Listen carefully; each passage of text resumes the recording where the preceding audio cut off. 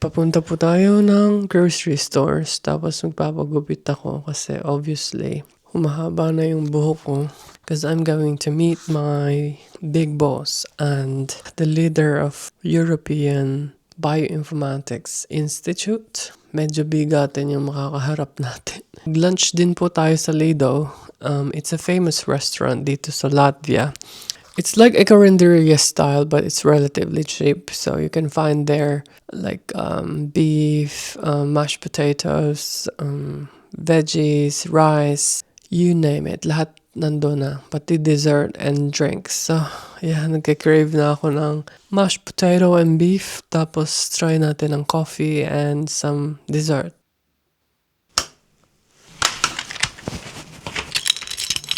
Pababa na tayo ng elevator. Gutom na ako. Malamig pa rin ngayon. Mga 4 degrees Celsius. Anyong kanina umaga, akala ko parang uulan kasi sobrang cloudy po. Tapos ngayon biglang lumiwanag na. Pag maganda yung weather, feeling ko nakaka-happy sila dito. Masaya sila kapag may araw. May nakaiwan ng scooter. Tapos hindi basta-basta makakapasok dito kasi kailangan nyo ng code. 5 minutes na lang parating na yung bus. Actually, pwede kong lakarin but it's gonna take more than 20 minutes. And since nagugutom na ako, gusto ko na lang mag-bus. Yan, nandito na tayo. So, I took the bus 41 and 5 minutes later, nandito na tayo. Marami mga developments dito kaya nakakatuwa kasi dati siyang putik. Lalo na nung winter, sobrang kapal ng putik dyan. Buti na lang na asfalto ba ang tawag doon? Asphalt. So, papunta tayo ng mall. And magla-lunch din tayo sa Lido. So, it's located inside that grocery stores. Isang malaking grocery store po dito ay yung Rimi. Dami nagtumbahang puno. Or was it cut intentionally? May grupo ng mga adyuma na puti. Alam niyo po ba nung nasa Korea pa ako, bibihira akong makita na blue yung sky kasi lalo na ngayong panahon ng spring, lagi siyang ma-fine dust, ultra-fine dust, PM 2.5. Ito po yung microdust na pwedeng mag-enter sa ating cells, lalo na sa lungs. Tapos may Burger King po dito malapit sa bahay ko. So yes, ito na po tayo sa grocery stores. So ito po yung Lido. So nakikita nyo. It's a family restaurant. And napakasarap po ng pagkain dito sa Lido. Pasok sa panglasa ng Pinoy. It's not too salty, not too sweet.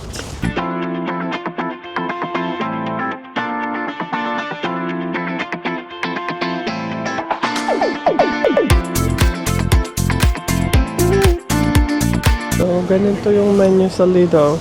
May mga salads, stop ko. Medyo mapula lang kasi gawa nito, itong door. Let's go inside para ma-try natin. Pwede rin kayo mag-wash ng hands dito.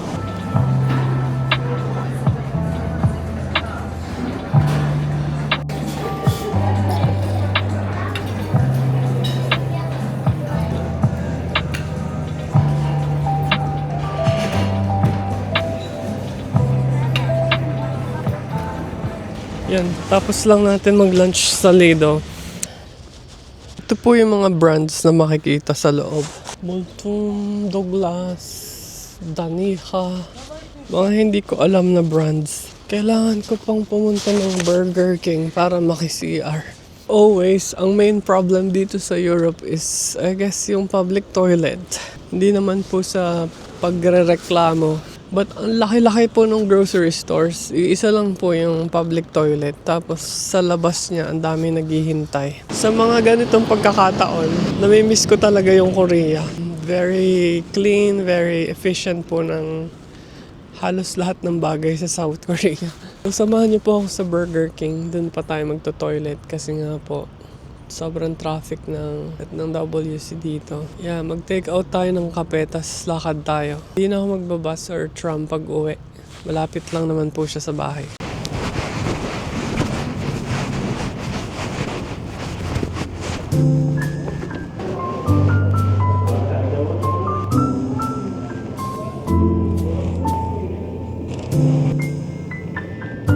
So, nandito na ako sa toilet ng Burger King. Gumastos pa ako ng 1.75 euros para lang mag-toilet. Di ba? Dapat libre na yun eh. I mean, wala pong bayad tong toilet, but bumili pa ako ng kape para makuha ko yung password. Which is hindi nangyari sa akin sa Korea. So, at least malinis yung toilet nila. Nandito nga pala ako sa Burger King toilet and sobrang linis niya. At nandito na po tayo sa labas dahil wala nga pong toilet sa loob. Dumaan pa ako ng Burger King. So ito po yung ating kape. So yung nasa likuran ko po is yung parang supermarket. Iba pa siya dun sa pinakita ko na Lidl. So I had to take the tram for like 2 stops. Tapos ito na yung supermarket. Ito yung mga lumang bahay dito. Yung mga panahon pa ng Soviet era. Makikita nyo yung structures, kakaiba pa siya. Parang very minimalist. Sobrang plain lang niya sa labas. Hindi rin siya brick, hindi rin siya hollow blocks. Ano kayang tawag dyan? Dapat po ay magpapagupit ako. Kaso yung mga hairdressers ay matatandang adyuma. Eh natakot ako. Baka kung anong gawin nila sa buhok ko. Nakikita nyo ba yung maliliit na bulaklak dyan? Parang tulips, tas yung isa ay purple. Yan, may nakita akong public park. So, pasok tayo dito. Ganda. Sobrang peaceful dito. Yan, ang mga bata yung naglalaro. Tas matatanda, nagmamarites. Dahil naiinip ako, mag-explore tayo ng ibang neighborhood. So, tingnan niyo po yung mga bahay nila dito. Lahat ay single detached. Ayun ba yung tawag doon? Tapos may mga bakod. Ito yung public basurahan nila. Dito yung mga recyclables, biodegradable. Yan ang linis. Basta gusto ko din to one day bumili ng bahay tapos may sarili akong bakuran.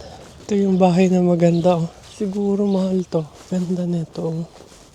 So tingnan niyo po yung mga roadworks dito. Di ko alam kung kailan matatapos to. Imagine nung winter, sobrang dami po niyang snow. So every time na uwi ako ng bahay, lagi siyang puno ng putik.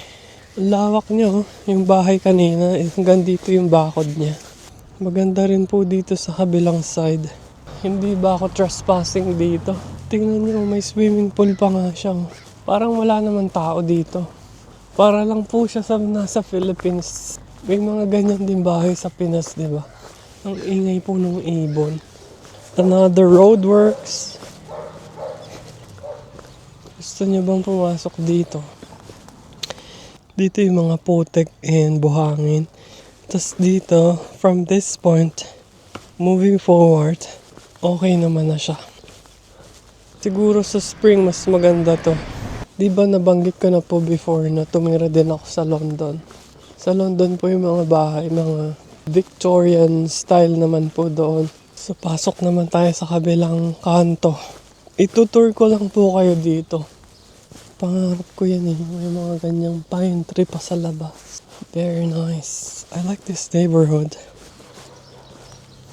Napansin ko rin po na yung mga Latvians, mahilig sila sa pets. Parang halos lahat may mga aso. Sorry kung saan-saan ko kayo dinadala.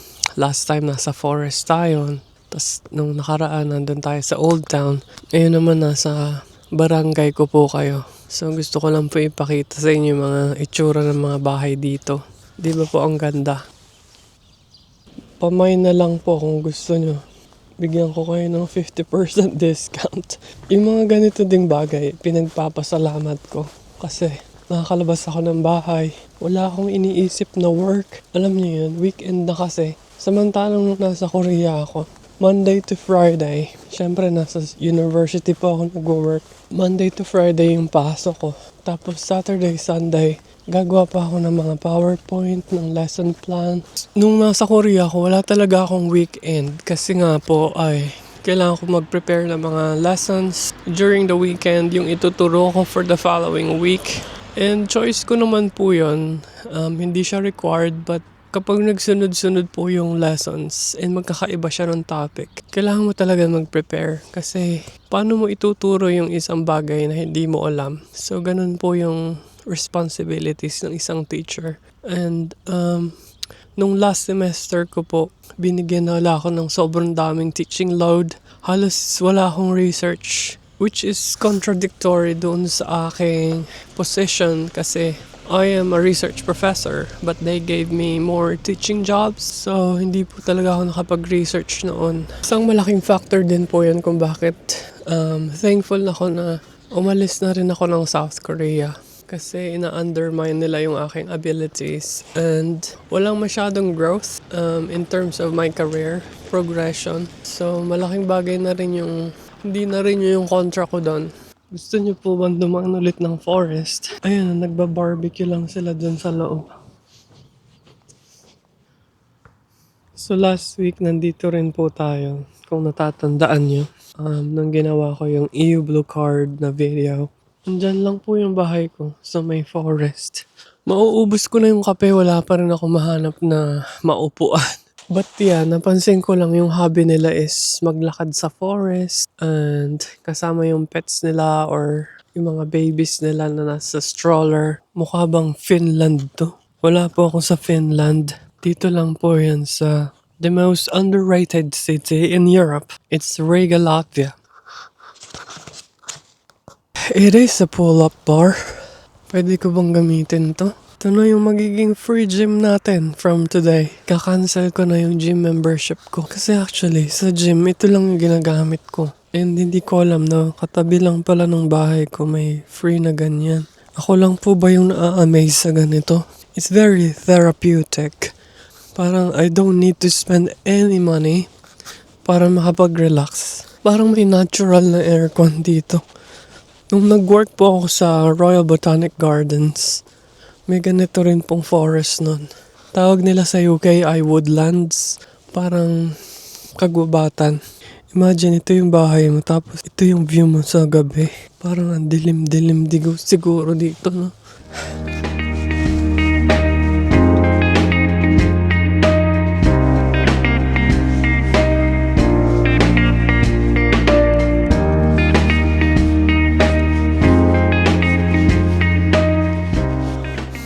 May part po ng forest na may drainage or dito yung canal. Gusto ko rin po mag-share ng experiences ko about the reality of living alone after getting married. Ang point lang talaga ng vlog na to is that it's not easy. Lalo na nasa foreign country po ako. Wala po akong kakilala kahit isa. Tapos nahihirapan talaga akong to make connections. So, hindi ko talaga alam kung paano magsimula ulit. It doesn't mean na hindi po ako masaya. It's just that iba pa rin talaga yung may family ka na itinuturing sa isang foreign country. Well, hindi naman po ako sa naninibago na mag-isa ako kasi I've been living alone for like 13 years. Before ko pa na-meet si Laity and nung umalis ako ng Pilipinas when I was like 20 years old. Mag-isa na talaga ako. So kaya kong mabuhay mag-isa. Like, walang problema sa mga household chores. Kaya kong gawin lahat yun. Kaya kong mag-grocery, kaya kong magluto, kaya kong maglinis ng bahay. But iba yung feeling nung nag-asawa ka. Not because yung objective ng pag-aasawa is yung partner mo yung mag-aalaga sa'yo. But ang point ko is mahirap mag-isa. Lalo na kapag tumatanda ka na. Tapos yung feeling na kahit everyday kayo magkatawagan, iba pa rin yung nakikita mo siya and nahawakan mo siya physically. Ayan o, may mga irresponsible din palang tao dito.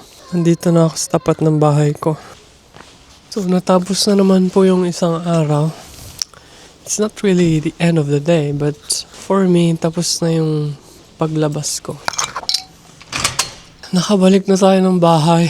Sobrang sulit yung paglalakad ko ng around 1 hour and a half. Hindi man tayo nakapagpagupit.